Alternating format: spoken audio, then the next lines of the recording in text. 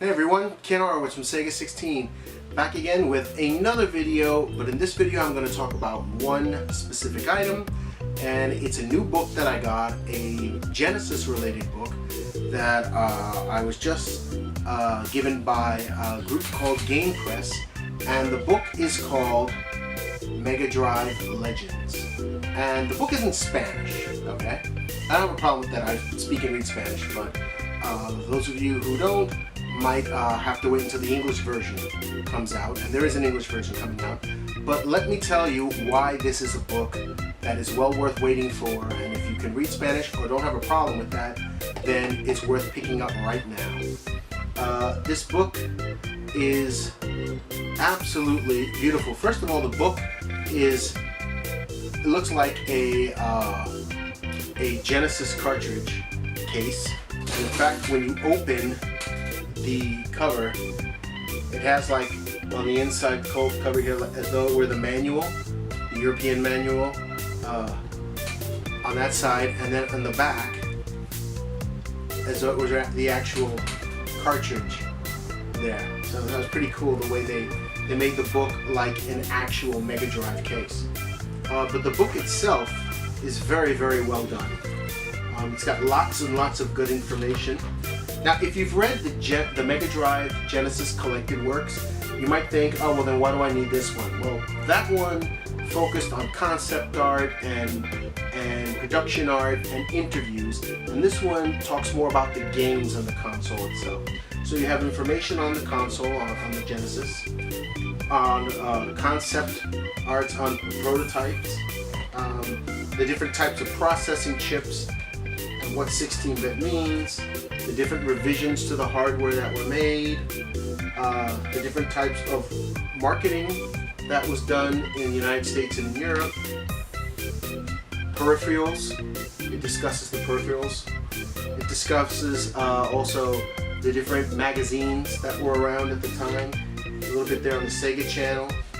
There's some on the Sega CD, the Mega Jet, CDX, and other revisions to the CD hardware, the Pioneer Laser Interactive, the different types of cartridges, the designs that the cartridges had.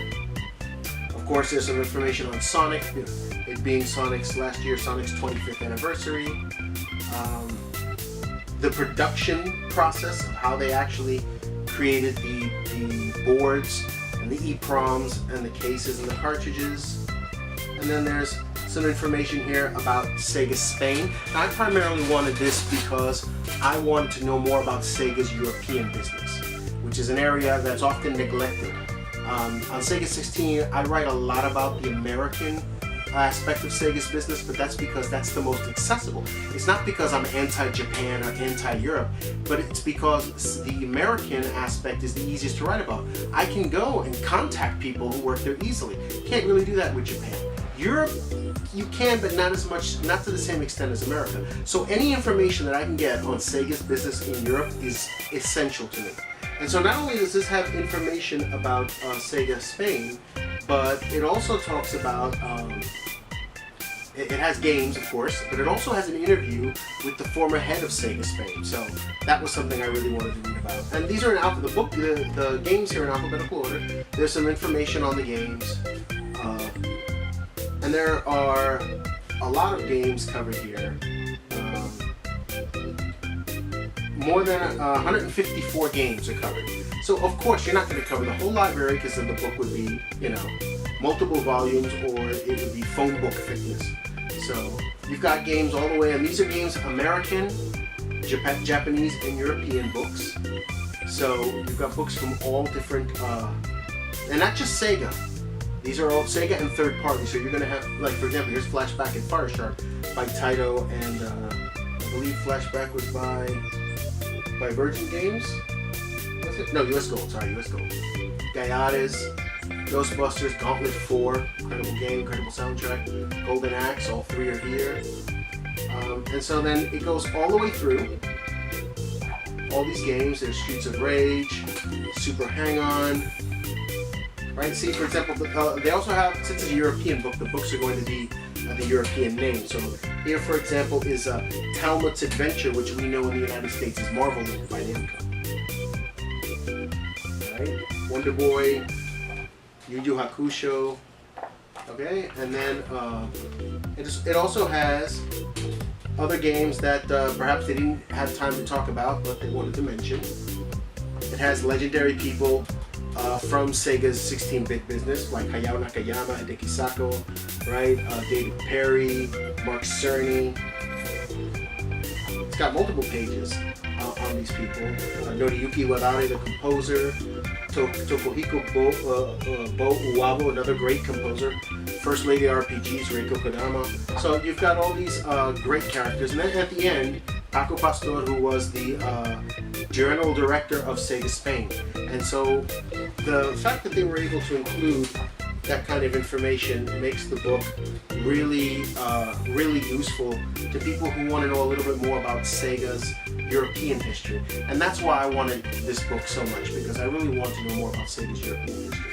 As you can see, the colors and the pages are very colorful, nice and glossy, lots of high quality screenshots and artwork, imagery from the games themselves, basic information, what type of the genre, the year it was released, cartridge size, how many players, when it was released, with the release dates in Europe, United States, South America, even Brazil. Each game has a little box called Bonus Stage, which gives you extra trivia. For example, it says that Gauntlet 4 was the first game that permitted the use of 2 different types of multi-taps. The 4-play adapter by Sega and the 4-play by Electronic Arts. So it's got all kinds of nice information here that is just a wonderful little treasure trove of Sega's European business. And if you have the Mega Drive Collected Works, then this is a wonderful complement to that. So if you're a real Sega fan, Sega Genesis fan, you need to have the Mega Drive Collected Works. You need to have Mega Drive Legends. You need to have Playing at the Next Level, my book. You need to have that one. But you should at least have these 2 books, because this book, I think, is a very, very, very good complement that hasn't been discussed before, Sega's European business. The Mega Drive Genesis Collected Works talks a lot about the Japanese side, which is very, very needed. But this one talks about the European side, and of course mine talks about the American side. So you've got a little bit on all 3 sides there, but I'm not sure exactly when the English version of this is coming out. I will be in contact with Game Press to make sure to find that out, and I will pass that information along. I plan to write a book review of this for Sega 16, but I wanted to share it with everybody so that you can see the book in all of its glory. So head over to Game Press's website. I'll leave that in the description so that you can go and order yourself a copy if you want to, and be on the lookout for Sega 16's review. In the meantime, head over to sega16.com and check out our reviews, features, and interviews. Head over to the forum and become a member, join the community. Like us here on Facebook, follow us on Twitter, and until next time, take care.